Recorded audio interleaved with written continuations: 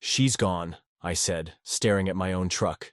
Abandoned at the edge of the desert, car seat empty, stuffed giraffe still buckled in.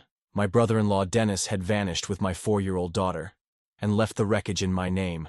And while I begged police for help, they looked me in the eye and asked if there were any custody disputes, like I was the one who did it. But Dennis didn't just kidnap my little girl. He destroyed my marriage, turned my own wife against me, and made the whole family believe I drove him to it. What he didn't count on.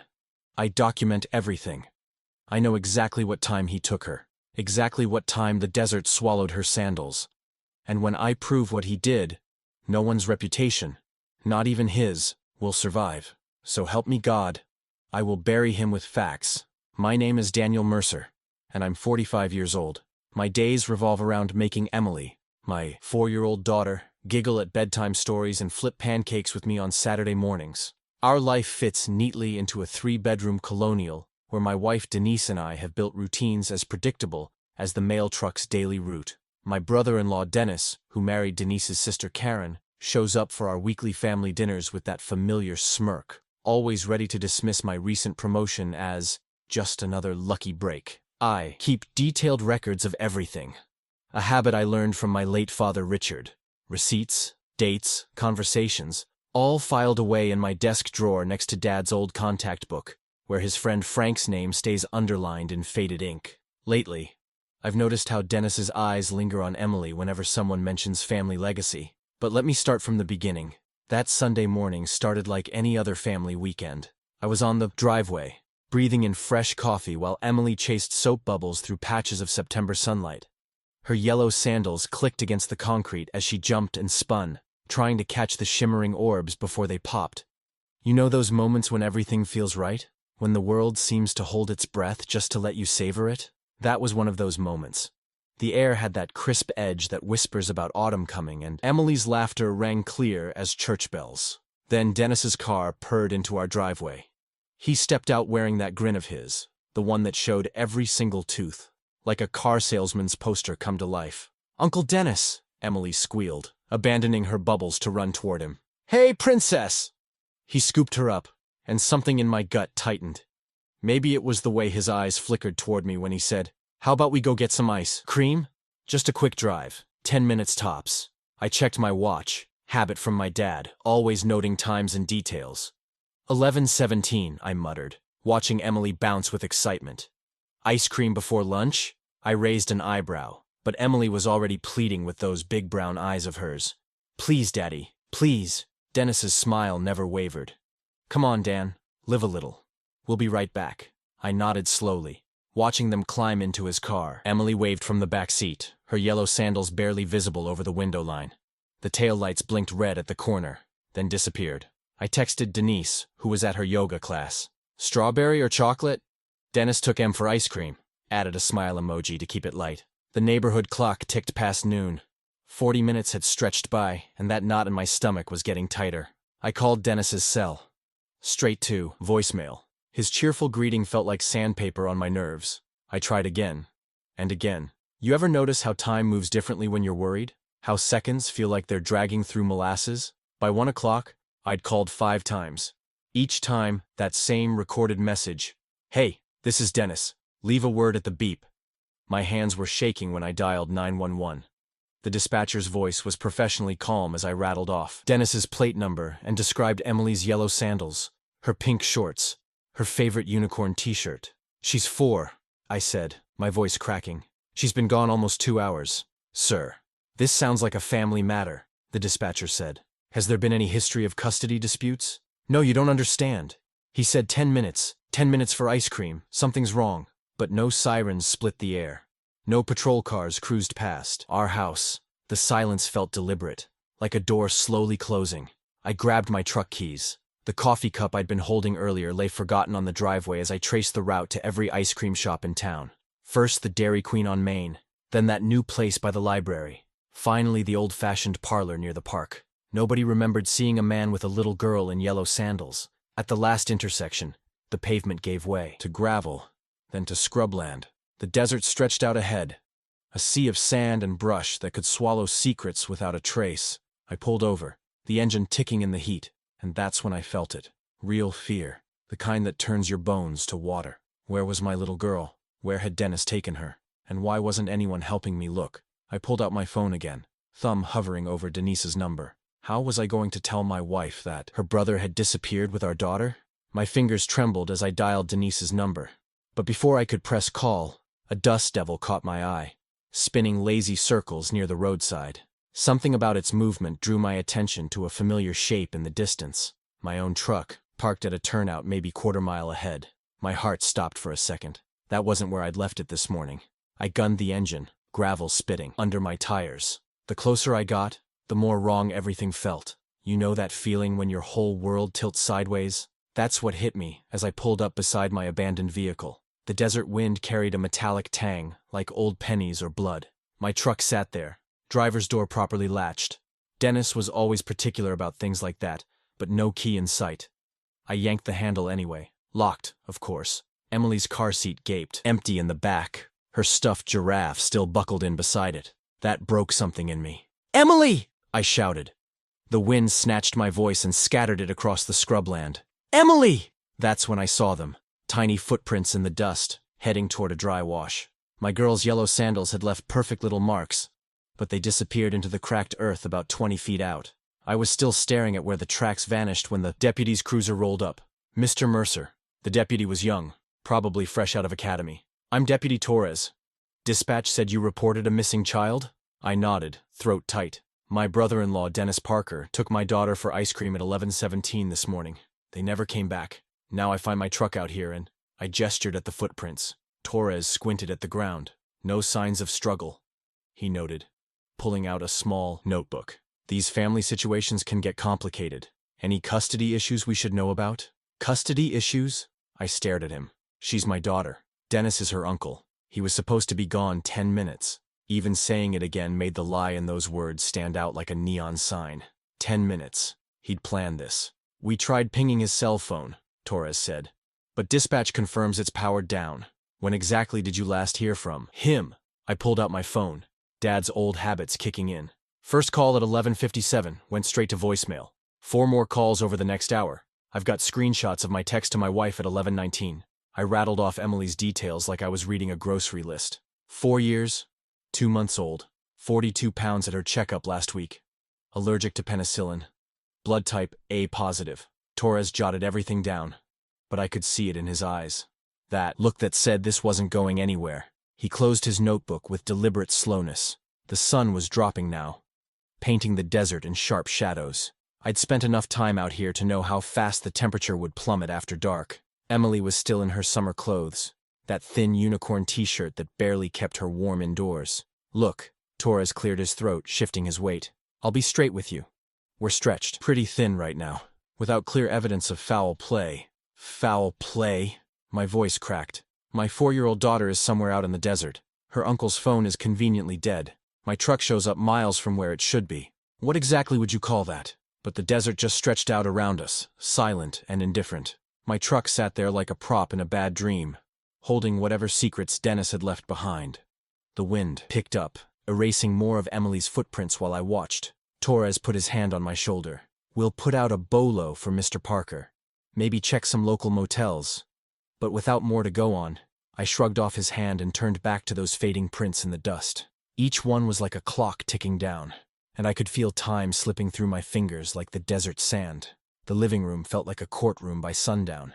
You ever notice how family can turn your own space against you? My father-in-law's leather recliner became the judge's bench, and every couch cushion held someone ready to pass sentence. Aunt Margaret's perfume, the same cloudy jasmine she'd worn to every holiday dinner, filled the air like incense. "I always said he worked too much," she stage-whispered to Aunt Claire. "Never home before 7. "What kind of father?" "I heard the daycare had concerns," Claire added, though I knew for a fact Emily had never spent a day there. The lies were spreading faster than I could swat them down.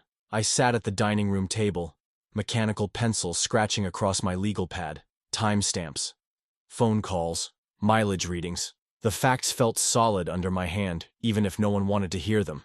"Sheriff's office promised to call back 20 minutes ago," I announced to the room, mostly to prove I still had a voice. Denise's cousin Thomas snorted from his perch on the armrest. "Because they know it's just Dennis being Dennis. He'll turn up. With my 4-year-old daughter? The pencil point snapped. After abandoning my truck in the desert? Well, if you hadn't been so hard on him lately. That was Aunt Margaret again, adjusting her shawl like a judge's robe. I flipped to a fresh page, wrote down her name, the exact quote, the time, Dad's old habits keeping me anchored while the room spun with whispers. Always showing off at family dinners. That promotion last year, when Dennis needed the boost.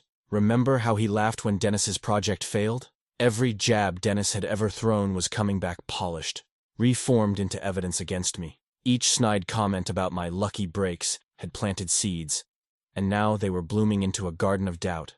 My phone buzzed, the sheriff himself, finally. "Mr. Mercer," he drawled. "I understand emotions are running high. My daughter is missing," I cut in. "The desert drops below 50 degrees at night. She's in a t-shirt and, listen, son, we see these domestic disputes all the time. Family quarrels have a way of resolving themselves. Best thing now is to let everyone cool down." My free hand curled into a fist. "This isn't a quarrel. Dennis took Emily at 11:17 a.m. It's now 7:43 p.m. That's 8 hours and 26 minutes my 4-year-old has been missing. The truck was found." "We're aware of the vehicle situation," he interrupted. "Deputy Torres filed his report. Without signs of foul play or immediate danger, we have to prioritize our resources." The word family hung between us like a barrier I couldn't breach. Because Dennis was family, this wasn't a crime. Because he was family, Emily wasn't in danger. Because he was family, I was the one under suspicion. I wrote it all down. Every dismissive word, every blocked avenue. Evidence might not matter now, but someday it would. Dad taught me that. When I looked up, Denise was watching me from the kitchen doorway. Her eyes were red-rimmed and uncertain, carrying a question I never thought I'd see there. "Did you push him to this?" The night air slipped through the open windows, cooling the sweat on my neck like judgment. My phone pinged with a text from Deputy Torres. "Update. No immediate search grid authorized at this time. We'll reassess situation tomorrow morning." I added that to my notes, the words stark and damning on the legal pad. 8 hours and 27 minutes now. Emily's bedtime was 43 minutes ago. She'd be scared in the dark, wondering why Daddy hadn't found her yet. Aunt Margaret's voice carried from the kitchen, always so controlling with his notes and schedules. No wonder Dennis felt he had to step in. I pressed the pencil harder against the paper, letting the physical sensation ground me. Facts were all I had left that still made sense. Times, locations, quotes. Everything else, trust, family, even my own home, had turned fluid and treacherous. Denise moved away from the doorway without meeting my eyes.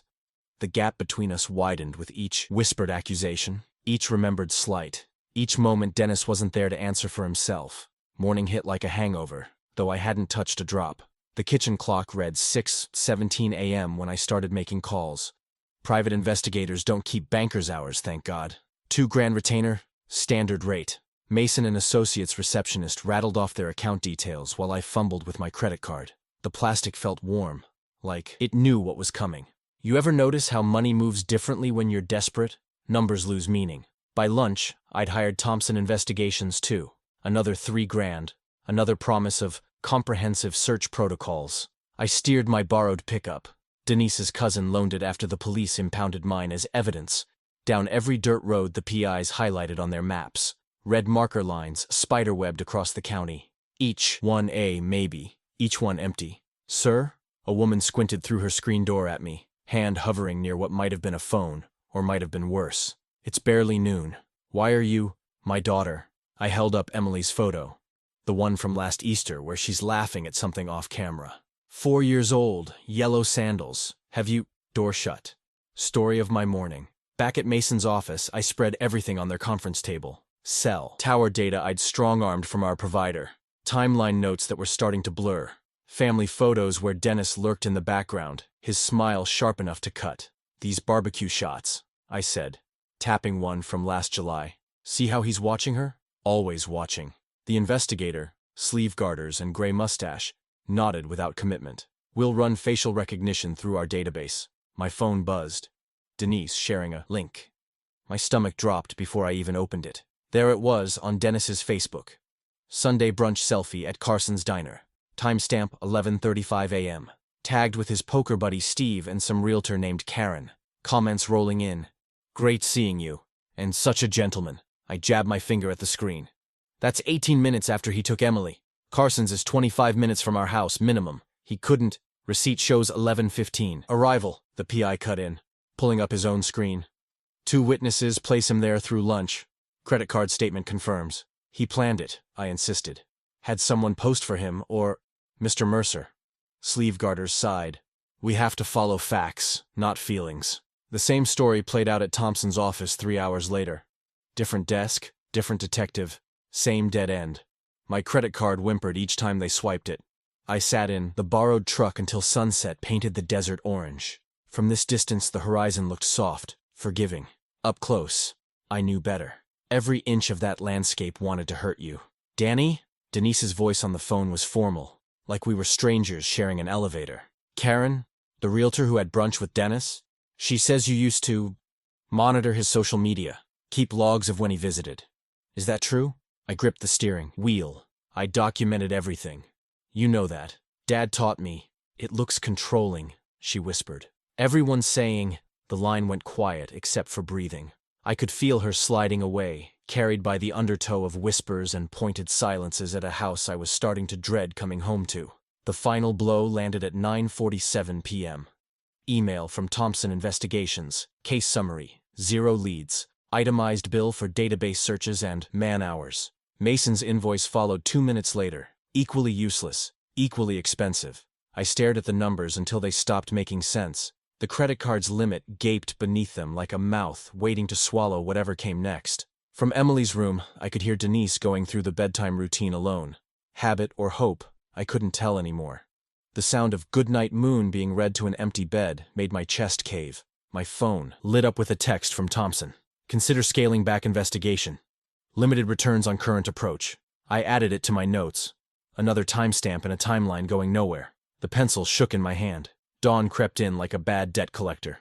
I sat at the kitchen table, marking off another 6 hours Emily had to survive in desert terrain. You ever count time backwards? It's like watching your own blood drain, drop by drop. 36 hours. I said it out loud, same as I'd been doing every hour since 3 a.m. The weatherman on the muted TV gestured at temperature bands sliding across the map. Nights out there dropped to the low 50s this time of year. Days? Well, they could cook you slow if you didn't find shade. I spread out the county survey map I'd bought yesterday. Corners weighted down with Emily's favorite dinosaur figurines. The topography lines wrapped around the desert like fingerprints, each one telling a story about where water might pool, where shadows might last. Look here. I traced a circle around a wash near where they'd found my truck. Natural drainage. Maybe. My voice trailed off when I realized Denise had already left the room. The kitchen clock ticked. 6:47 a.m.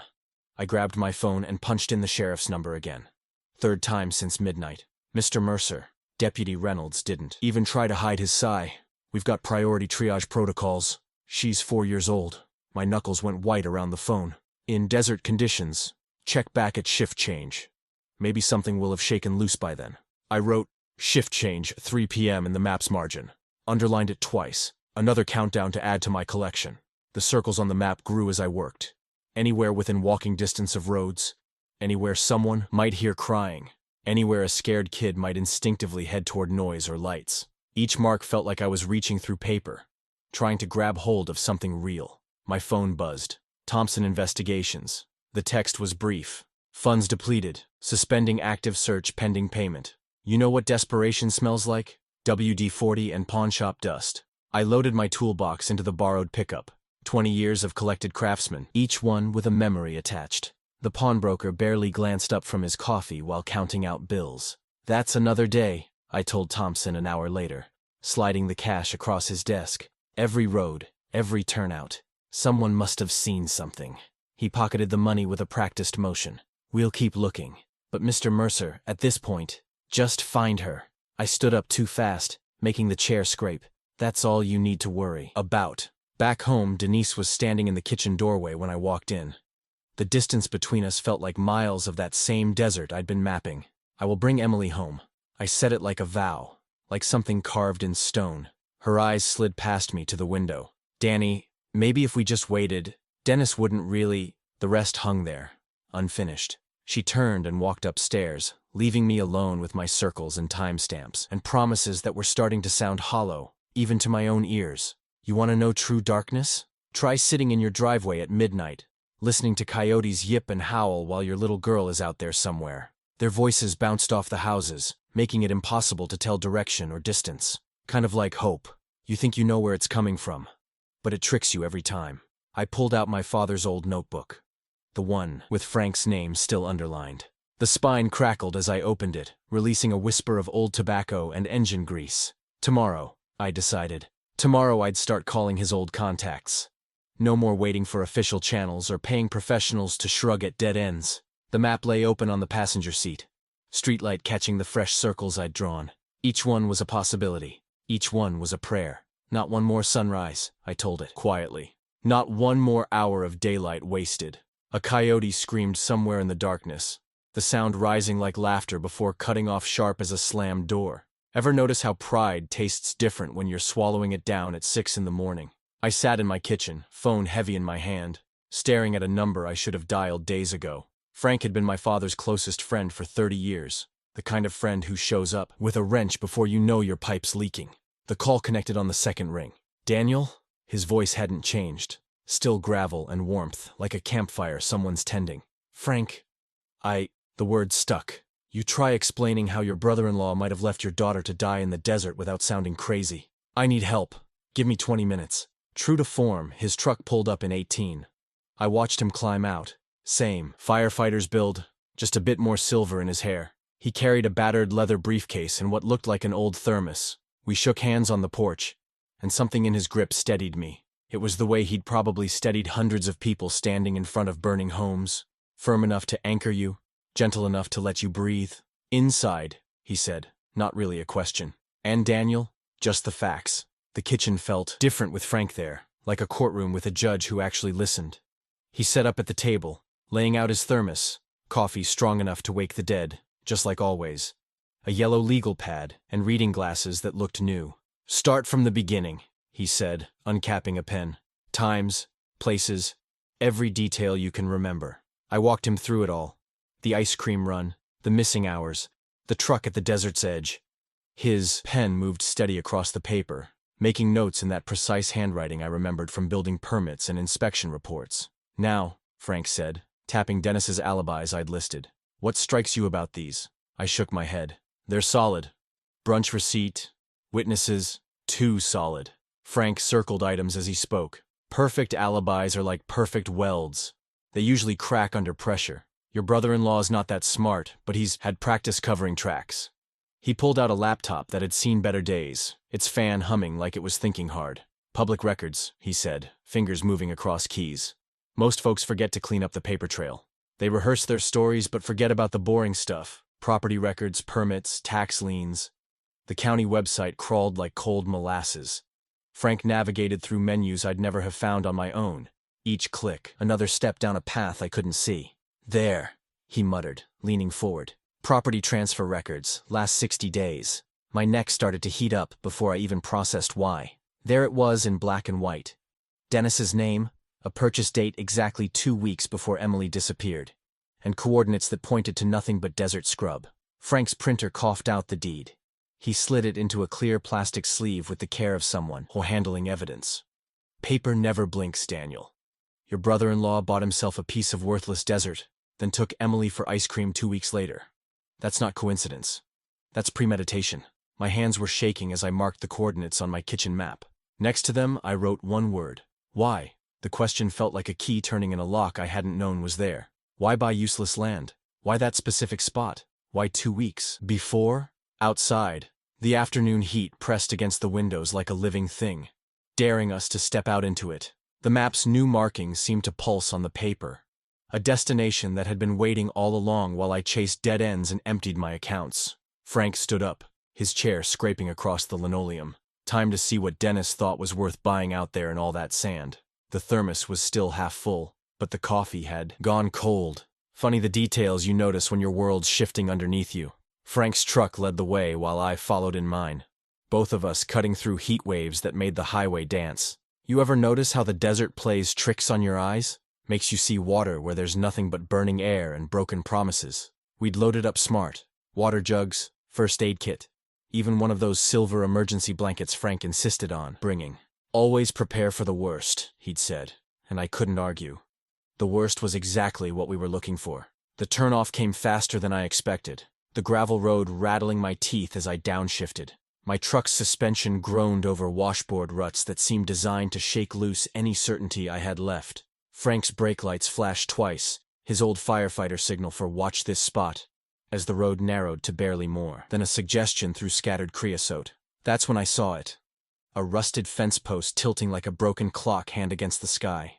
I pulled up next to Frank's truck and double-checked the map, though I already knew. This was it. Dennis's piece of worthless desert, bought 2 weeks before he took my daughter for ice cream. Grid search, Frank said, pulling surveyor's flags from his cab. 30 paces between flags. You take north to south. I'll work east to west. Mark anything that looks touched. The sun felt personal as we worked, like it had a grudge against anyone fool enough to be out here.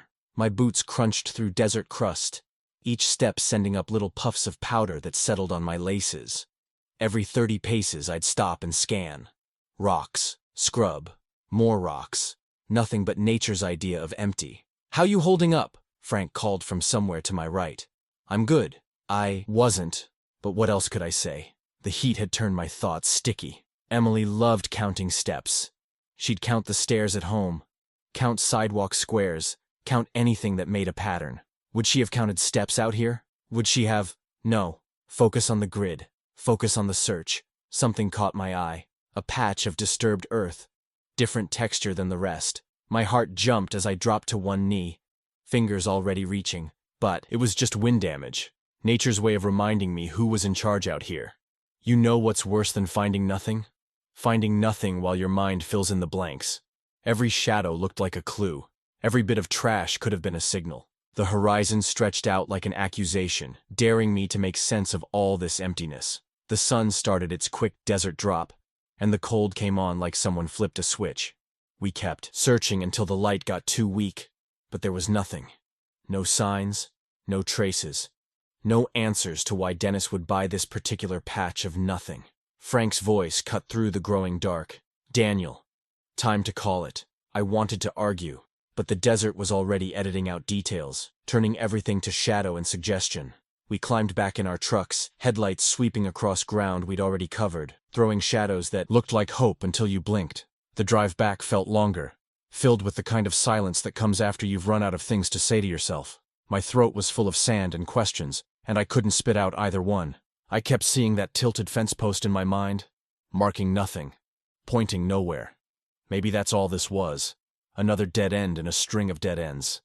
But something about it felt wrong, like a picture hanging just slightly off level. Dennis wasn't the type to buy land for no reason, especially not worthless desert parcels. Frank's taillights ahead of me were 2 steady points in the dark, leading the way back to streetlights and pavement, and a world that made sense. But my mind stayed back there in that empty parcel, trying to read a message written in dust and silence. The motel's neon sign buzzed through thin curtains, painting the room in a sickly glow that matched my mood. The air conditioner wheezed like it was on its last legs, rattling against silence that felt too much like giving up. I spread my financial damage across the bed, maxed out credit card statements, PI invoices, gas receipts that tracked my desperation mile by mile. The numbers blurred together, each one a small cut in my pride. You ever notice how a cheap motel room makes everything feel temporary? Like you're just passing through your own life? I sat on the edge of the bed, letting that temporary feeling wash over me. Maybe that's what Dennis wanted, to make my whole life feel like a rest stop on the way to nowhere. Maybe Dennis wins by default, I said out loud, tasting the words. They were bitter, but honest. The kind of honest you only get when you're too tired to lie to yourself anymore. Can't search if I can't pay. Can't pay if I can't work. Can't work if I'm out here chasing. I gestured at the empty air. Frank didn't jump in with encouragement, didn't try to patch up my resolve with cheap words. He just poured 2 cups of coffee from his thermos, the kind of coffee that could strip paint, but kept you honest. He settled into the room's single chair, pulled our working map closer, and drew a careful circle around the wash north of Dennis's parcel. "First light," he said, like it was already decided. Then he reached over and clicked off the lamp, leaving me with my thoughts and that struggling air conditioner. Remember when you were a kid, how the dark made everything feel bigger? Lying there, I felt that old sensation creeping back. The room seemed to expand with shadows, And all my failures grew with it. I could hear Emily's bedtime song in my head. That silly thing about the purple monkey that she made me sing every night. But now it came through like a bad radio signal, breaking up into static and guilt. You know what's funny? All this time I'd been so focused on looking strong. Strong for Denise, strong for the investigators, strong for myself. Like if I just kept my jaw set and my voice steady, everything would work out. But there in that dark room, with Frank's quiet breathing and that broken AC for company, I finally let it crack. The shame spilled out like water from a broken dam. Shame that I let Dennis take her. Shame that I couldn't convince my own wife to believe me. Shame that all my careful planning, all my stored receipts and logged calls, added up to exactly nothing. I pressed my palms against my eyes until I saw stars. But it didn't stop the feeling. Around midnight, I got up and walked to the small table where we'd spread out our work. The deed to Dennis's land lay there, corners curling in the humid air. I slid it under the water glass, watching condensation darken the paper. A promise to myself. Tomorrow wouldn't be about pride or protocol. Tomorrow would be about Emily. Full stop. I set my phone alarm for civil twilight. That gray time before sunrise when the world holds its breath. Then I lay back down, letting exhaustion have its way with me. Sleep came in broken pieces, each one carrying a different apology. To Emily for not being faster. To Denise for not seeing Dennis clearly sooner. To myself for all the time wasted playing by rules that Dennis never meant to follow. The AC stuttered, coughed, then settled into a rhythm that almost covered the sound of Frank shifting in his chair. He hadn't moved to the other bed, hadn't even taken off his boots, just sat there like a guard dog, watching the dark thin toward morning. When I finally opened my eyes again, the sky, through the curtain gap, was the color of a decision being made. Not quite night anymore, not yet day. The in-between time when things can change, if you're willing to let them. First light's different in the desert. It doesn't creep up slow like it does in town. It comes at you sideways, all at once, like someone flipped a switch. 1 minute Frank and I were walking through gray soup. The next we could see clear to the mountains. You ever notice how hope feels heavier in the morning? Each step off that gravel road felt like carrying concrete.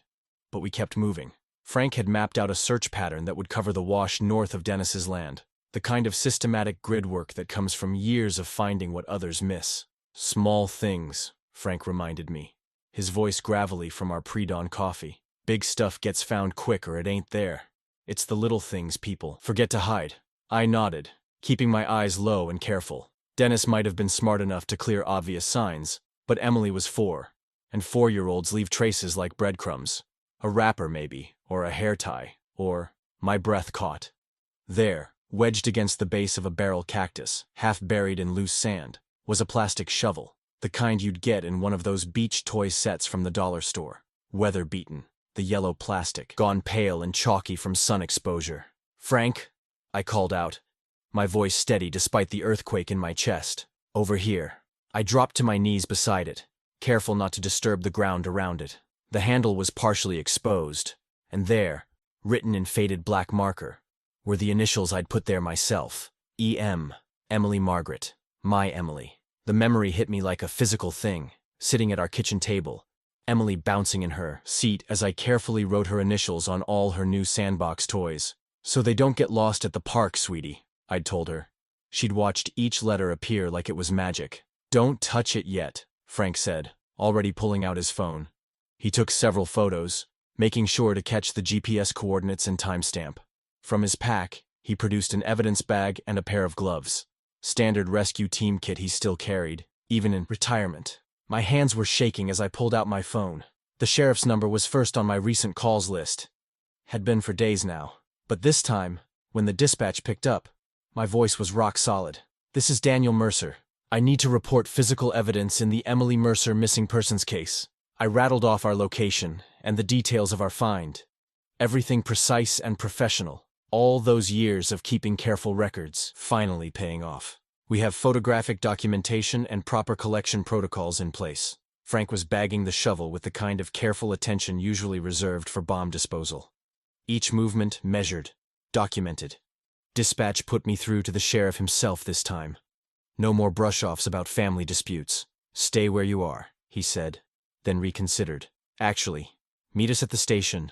Bring everything you've got." I felt it then. That shift in momentum, Like when you're dying of thirst and finally get that first sip of water. Everything inside me steadied out. The walk back to the truck felt different. Shorter. More certain. Every step had a purpose now, not just desperate hope. The morning sun hit the mountains ahead of us, lighting them up like signal fires. Time-stamped photos, Frank said as we walked. GPS coordinates, physical evidence with your daughter's initials. Chain of custody maintained. He ticked each point off on his fingers. That's not nothing, Daniel. The truck was right where we'd left it, a splash of dust-covered blue against all that brown desert. I checked my watch. Not even 7 a.m. yet. The day was just getting started, but already it felt more solid than all the days before it combined. We loaded up, and I turned the key. The engine caught first try. Like even it knew we couldn't waste any more time. The evidence board at the station looked like one of those conspiracy walls you see in movies. Except every pin and string told the truth. The detective, Martinez, stood back while I laid it all out, piece by piece. My documentation habit was paying off in spades now. Start from the beginning, she said, uncapping a fresh marker. Every detail matters. You know how some moments feel like they've been waiting for you to catch up? This was one of those. All those notes I'd kept, dates I'd recorded, conversations I'd logged. They weren't just scraps anymore. They were building blocks. Dennis started small, I explained, pointing to the timeline we'd created. Comments at family dinners about my parenting. Little digs about how Emily needed a stronger influence in her life. My finger traced along the string to the next point. Then he started working on Denise, my wife. Subtle at first. Questions about my work hours. Suggestions about family trust management. Martinez nodded, making quick notes in sharp, efficient strokes. And the alibis? Too perfect, Frank cut in, spreading out the social media printouts. Brunch selfies, time-stamped receipts, witness statements, all carefully staged to paint Daniel as unstable and controlling. I pulled out the deed, our ace, and pinned it next to the photo of Emily's shovel. This is the linchpin. Dennis bought this parcel 2 weeks before he took Emily. Remote location, no security cameras, perfect spot to— my voice caught for a second. Perfect spot to make a 4-year-old disappear. The room went quiet enough to hear the AC hum. Martinez stepped closer to the board, her eyes narrowing at the dates. The deed predates the abduction, Frank stated firmly. This wasn't some heat-of-the-moment thing. This was planned. Premeditation, Martinez said, underlining the word twice on her notepad. She turned to me. Walk me through the guardianship angle. I pulled out more documents. Court records Frank had dug up showing Dennis's previous attempts to gain control over family trusts. He was setting up a long game. Make me look unfit, pressure Denise into doubting me, then swoop in as the responsible uncle who could manage things properly. Martinez's pen moved faster now. Money and control, she said. Classic motive combination. The door opened, and a man in a crisp suit walked in. The district attorney, I learned later. He studied the board without speaking, then pulled out his phone and started taking pictures. We'll need formal statements, he said finally. Everything documented. Everything verified. For the next hour, I signed paper after paper. Each statement reading like another nail in Dennis's coffin. Times, dates, locations. All the little details that had seemed pointless before now formed a perfect map of intent. The DA made some calls, spoke in quick legal shorthand about protective orders and emergency guardianship blocks. I heard phrases like flight risk and pattern of manipulation. When they were done, I called Denise. My voice was steady, certain. You need to see this, I told her. All of it. Bring whoever you want, your lawyer, your family. But come see what your brother really did. The meeting room felt smaller when the door opened again. Denise stepped in with her sister Anna, the reasonable one in the family, thank God.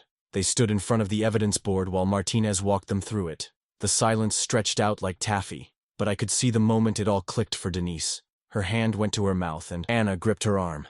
Detective Martinez let them process for a minute, then walked to her desk and came back with a blue form.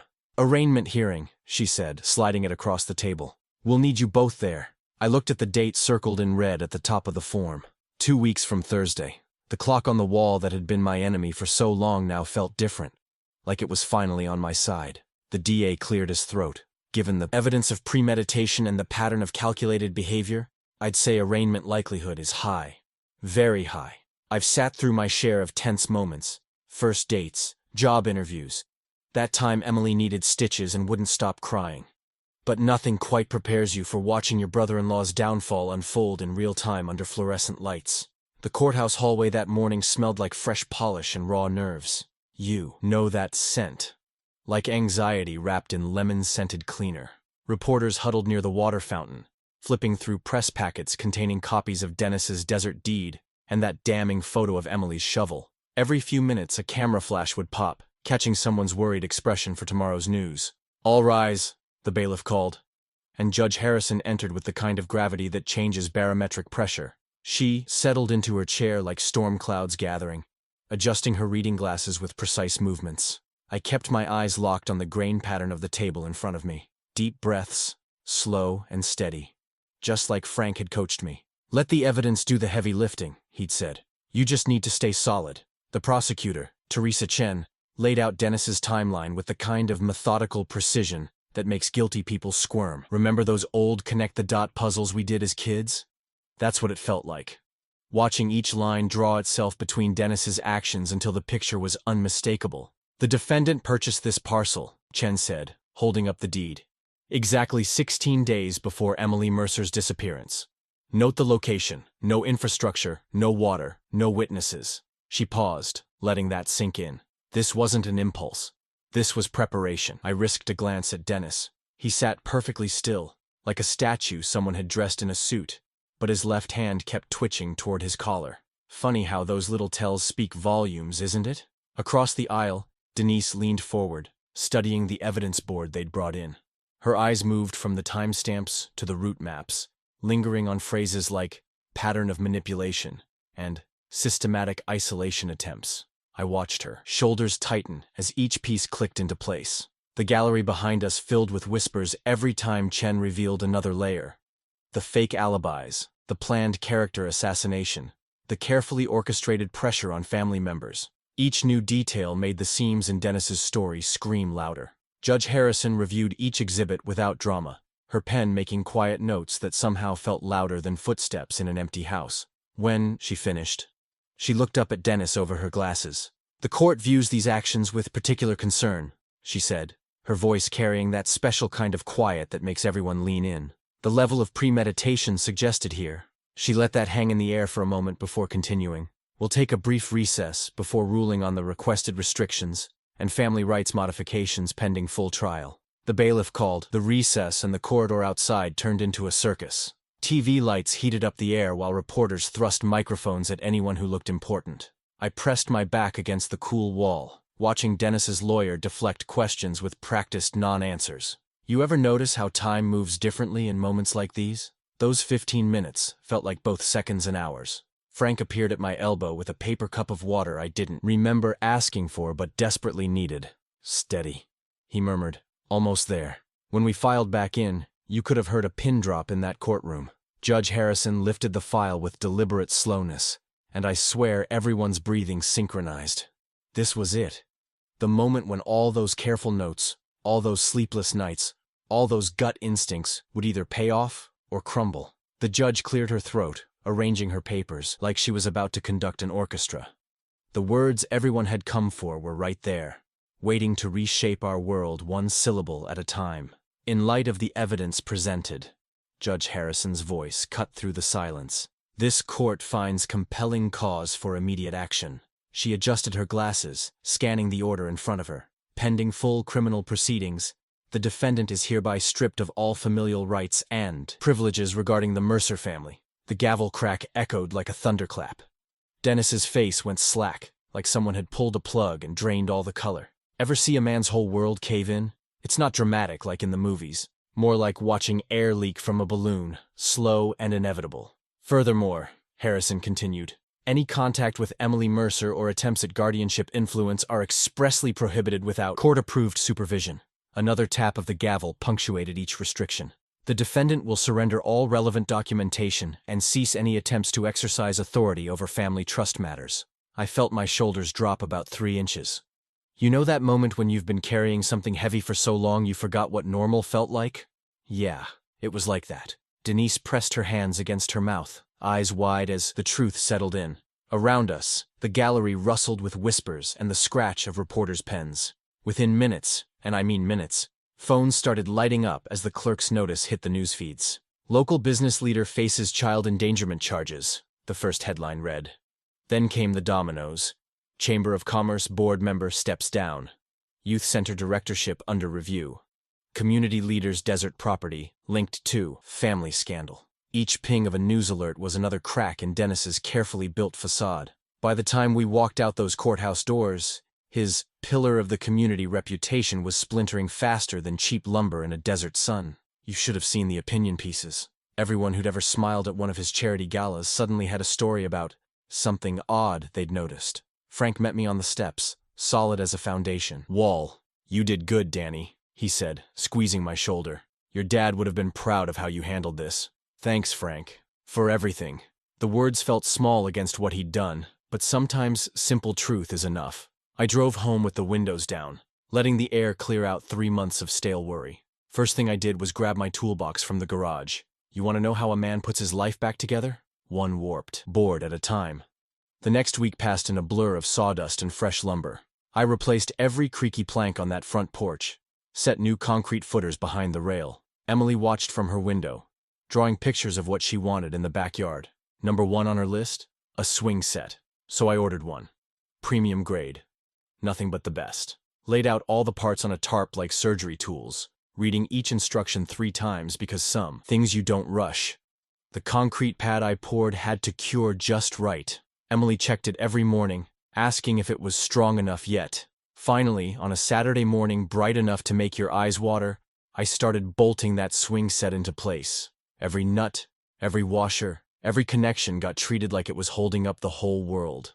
Because in a way, it was. The moment that last bolt tightened, Emily couldn't wait another second. She hopped onto that swing seat like she was mounting a throne.